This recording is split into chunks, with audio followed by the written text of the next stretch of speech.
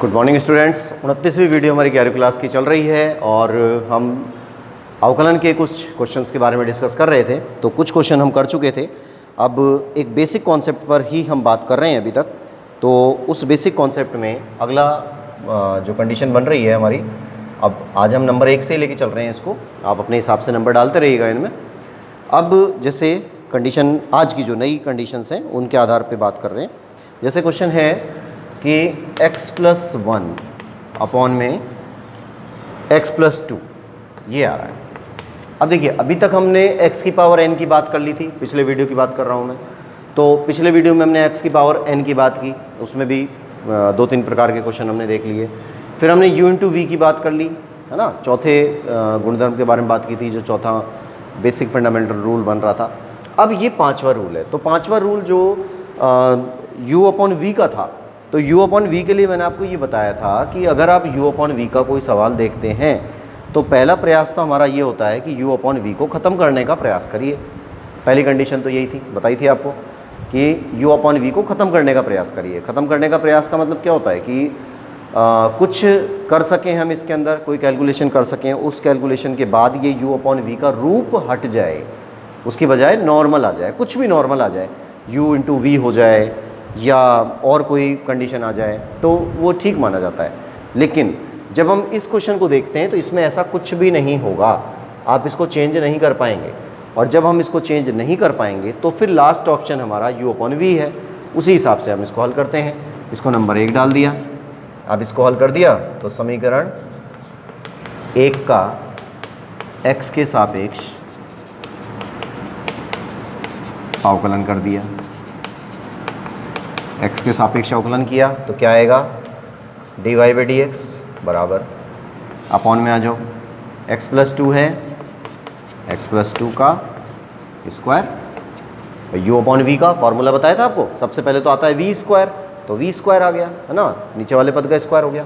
फिर v को छोड़ देना है, x+2 को छोड़ दिया, फिर dy/dx ऊपर वाले का अवकलन करना है u का, फिर माइनस आता है, फिर x+1 को छोड़ दिया, फिर dy/dx और x+2 का अवकलन कंप्लीट।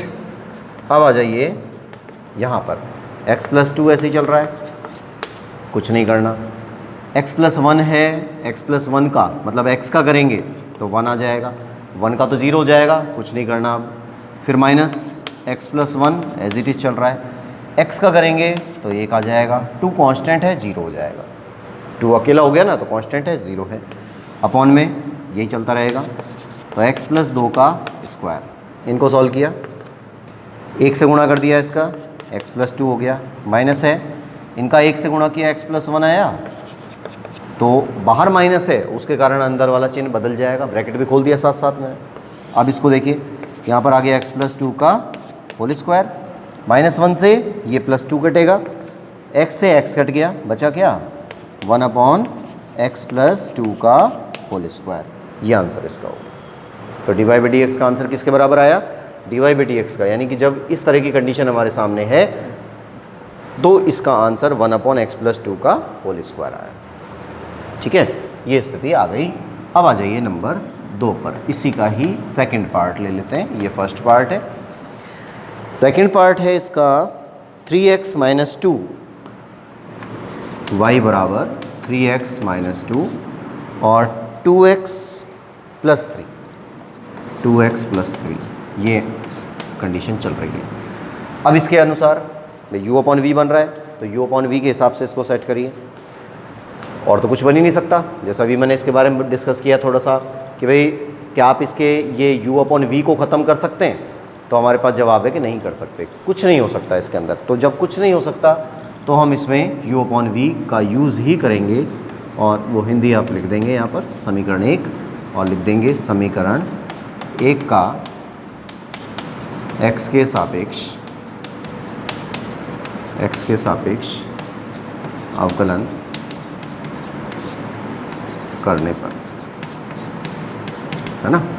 तो ये वैल्यू क्या आ जाती है, dy/dx बराबर अपॉन में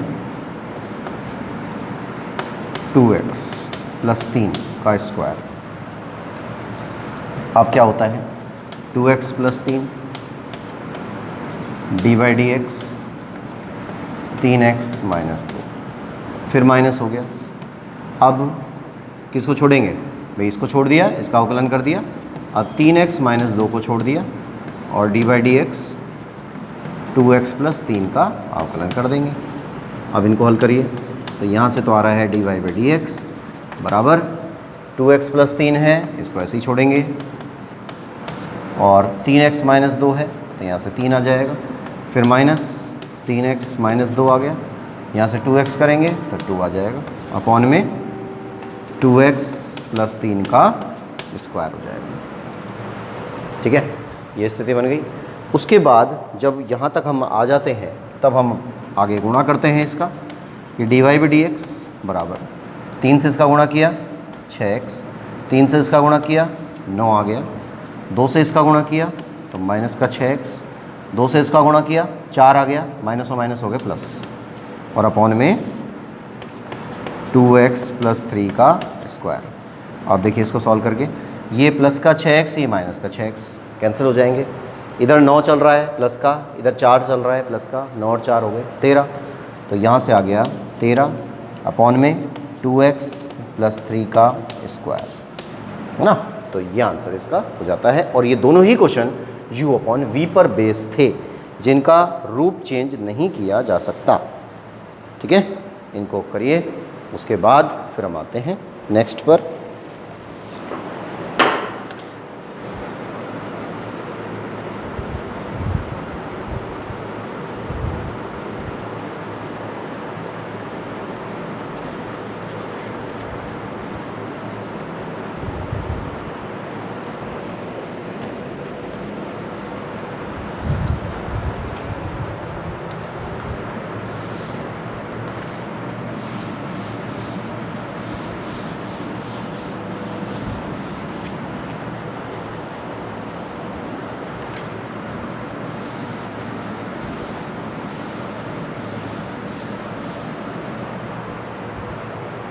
नंबर 2, दूसरे का फर्स्ट। अब देखिए अलग कंडीशन है थोड़ी सी, उनसे पहले वालों से मिलती जुलती है। जैसे इस कंडीशन को ले लेते हैं हम कि a x की पावर n ऐसे ले लिया प्लस b की पावर n, ये दिया है। सिंपल कंडीशन है, कोई ज़्यादा खास नहीं, लेकिन थोड़ा सा n वाला सिस्टम इसके अंदर आ जाता है। तो ये पावर n डाल दी। अब इनको जब सॉल्व करते हैं तो नंबर 1 डालिए इस पर, इसको सॉल्व किया तो समीकरण 1 का x के सापेक्ष अवकलन किया, क्या मान आता है d y by d x बराबर a x की पावर n। तो देखिए a x की पावर n का मतलब अगर इसको हम डायरेक्ट सॉल्व कर देते हैं तो a की पावर n बचता है हमारे पास। a की पावर n कांस्टेंट है, a की पावर n को छोड़ दिया, है ना। x की पावर n का अवकलन करेंगे तो x की पावर n का क्या होगा, x की पावर n का हो जाएगा n x n माइनस 1। सीधा फार्मूला बन रहा है। a की पावर n तो ऐसे कैसी, इसका तो कुछ नहीं करना, कांस्टेंट है, कुछ नहीं करेंगे। x की पावर n बन रही है, इस x की पावर n को हम लिख देंगे n x की पावर n माइनस 1। क्लियर है यहाँ तक। फिर इधर आ जाइए, अब b का क्या करेंगे, b की पावर n कांस्टेंट हो गया, कुछ नहीं होगा क्योंकि x तो आ ही नहीं रहा इसमें, और जब x नहीं है तो इसका आंसर सीधा 0, तो यहाँ पर आ जाएगा सीधा 0। और इनको सॉल्व कर देते हैं, बस यही आंसर है।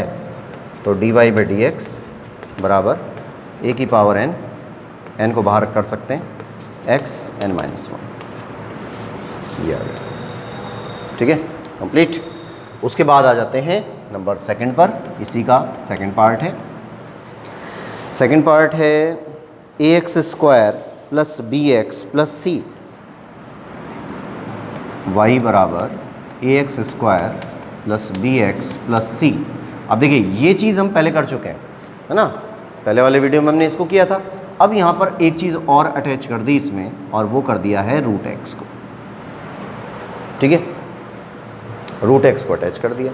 अब क्या मीन्स हुआ, अब जब आप इसको देख रहे हैं तो देखने के बाद ऐसा लगेगा कि भाई यू अपॉन वी बन रहा है ना, बिल्कुल दिखेगा कि यू अपॉन वी बन रहा है। जब यू अपॉन वी बन रहा है तो एक बात और भी तो बोली गई थी कि यू अपॉन वी अगर कभी भी बनता है तो कोशिश करनी है कि यू अपॉन वी खत्म हो जाए, पहला प्रयास तो यही करना है। और अगर नहीं होता है, बाई चांस हम अटक जाते हैं या यू अपॉन वी को ख़त्म करने की कंडीशन नहीं बन पा रही है, तब हम सीधा अपना जो भी काम चल रहा है उसको वैसे ही करेंगे जैसे चल रहा है। तो पहला काम करते हैं यू अपॉन वी को ख़त्म करने का, इसमें से ख़त्म हो जाएगा कैसे कि ए एक्स स्क्वायर में रूट एक्स का भाग दे दिया, ए एक्स स्क्वायर में रूट एक्स का भाग दे दिया, प्लस यहाँ पर बी एक्स आया, रूट एक्स का भाग दे दिया, यहाँ सी आया, रूट एक्स का भाग दे दिया, है ना। अब आपको खूब पता है कि ये जो रूट एक्स है इसको हम x की पावर 1/2 लिख सकते हैं, लिख सकते हैं ना, ये कर चुके हैं पहले भी इस काम को कि इसको हम x की पावर 1/2 लिख सकते हैं। अब ये जो x की पावर 1/2 है, अगर ये पावर ऊपर जाएगी तो माइनस की हो जाएगी, यानी अब हम इसको ऐसे लिखते हैं, थोड़ा सा चेंज करते हैं, तो a एक्स स्क्वायर की पावर -1/2 लिख सकते हैं क्या? देखिए ध्यान दें इसको एक बार, देखिए 1/2 पावर आ रही है, इस 1/2 को ऊपर ले गए तो x की पावर -1/2 हो जाएगी। आधार समान है, गाते जुड़ेंगी तो ये जुड़ जाएंगी, है ना, -1/2 पावर आ गई। सेम यहाँ पर भी यही काम हुआ, b आ गया, x आ गया, x की पावर यहाँ पे 1 चल रही है, ये 1/2 ऊपर गया तो 1 -1/2 हो गया, प्लस c इंटू एक्स की पावर -1/2। अब इसमें जोड़ने वोड़ने का कुछ है ही नहीं, कोई पद नहीं है x का जिसमें हम इसको जोड़ दें, तो हम इसको एज इट इज़ छोड़ देते हैं। इनको सॉल्व कर दीजिए तो y बराबर a, x की पावर 2 में से आधा गया 3/2 हो गया, 2 में से आधा गया तो 3/2 हो गया, फिर प्लस b 1 में से आधा गया 1/2 हो गया, 1 में से आधा गया तो क्या बच गया 1/2, प्लस c x की -1/2 पावर, ये एज इट इज चलती रहेगी, इसके अंदर कोई चेंज नहीं करना। हो गया यहाँ तक का काम।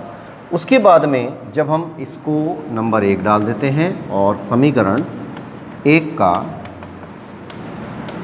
x के सापेक्ष अवकलन करते हैं, x के सापेक्ष अवकलन कर दिया तो dy/dx बराबर a तो कांस्टेंट है ही, a का तो कुछ करना नहीं, x की पावर 3/2 आ रही है।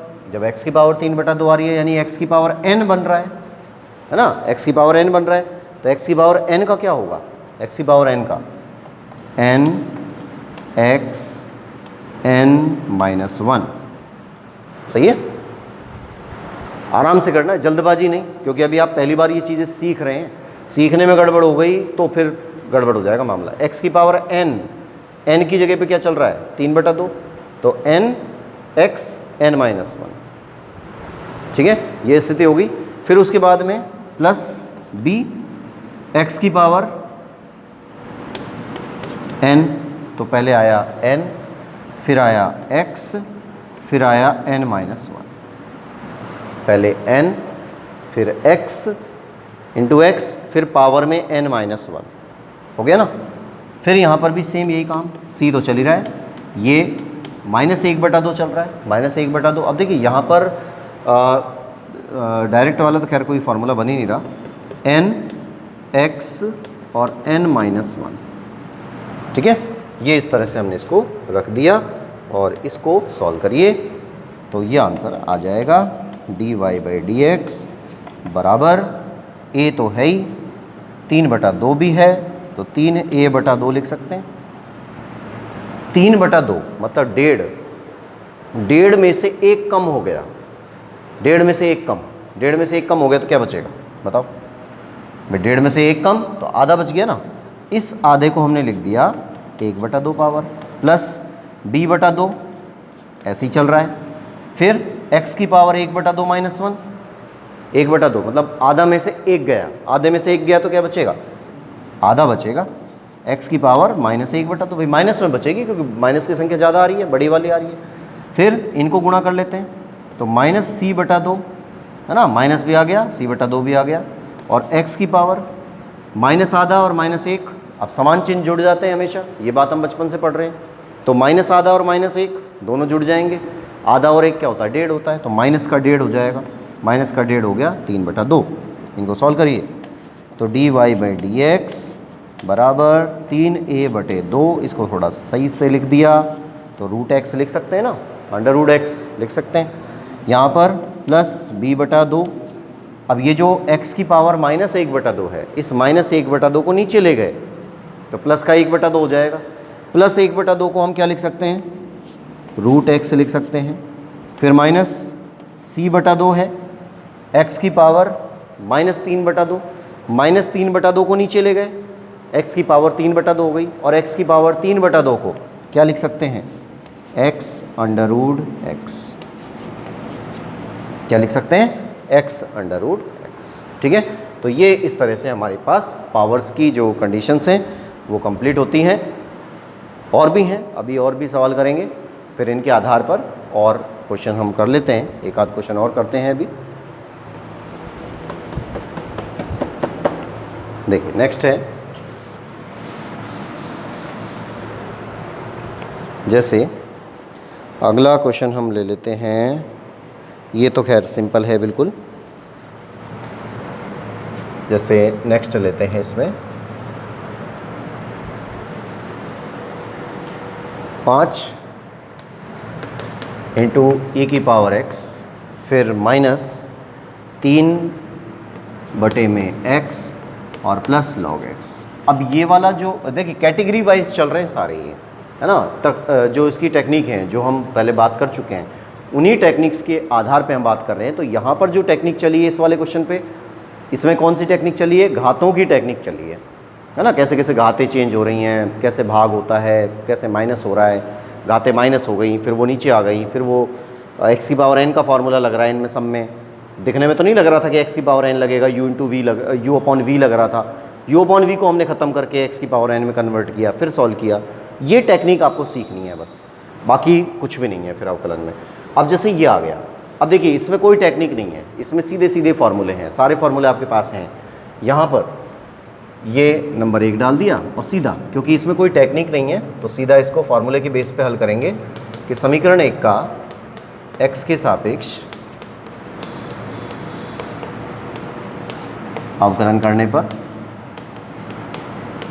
x के सापेक्ष अवकलन कर दिया तो यहाँ से आया dy/dx बराबर 5 तो कांस्टेंट है ही, e⁻x का e⁻x हो जाएगा, फिर -3 कांस्टेंट है, 1/x का क्या होता है, 1/x का।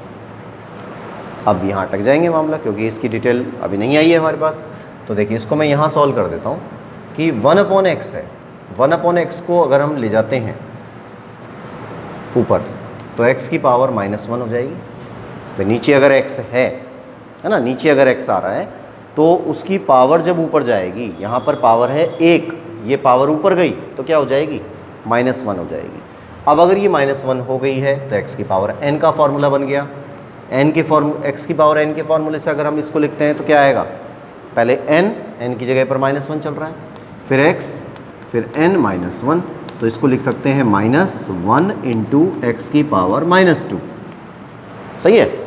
अब ये -2 पावर है, इसको नीचे ले आओ तो ये बन जाएगा -1/x²। पॉजिटिव हो गया ना। तो यहाँ पर एक सीधा फार्मूला आपको याद रखना है, डिटेल मैंने वहाँ कर दी है। जितने भी फार्मूले मैं बोल रहा हूँ ना कि डायरेक्ट याद रखिए, इनको आपको डायरेक्ट याद रखना ही है, क्योंकि जब आगे हम बढ़ेंगे, जैसे जैसे इस प्रश्नावली में आगे चलेंगे और बड़े सवाल हमारे पास आएंगे, तो बड़े सवालों में इनकी जो टेक्निक होती है इस प्रकार के क्वेश्चंस की, उनको हम डायरेक्ट यूज़ करते हैं, एज ए फार्मूला यूज़ करते हैं। तो 1/x का फार्मूला होता है -1/x²। ठीक है, 1/x का फार्मूला क्या होगा, -1/x²। कैसे डिराइव हुआ है ये हमने यहाँ बता दिया। अब 1/x का होगा -1/x², तो ये प्लस हो गया, अपॉन में आ गया x² हो गया, और log x का क्या होता है 1/x। ठीक है, ये आंसर हो गया और ये कंप्लीट।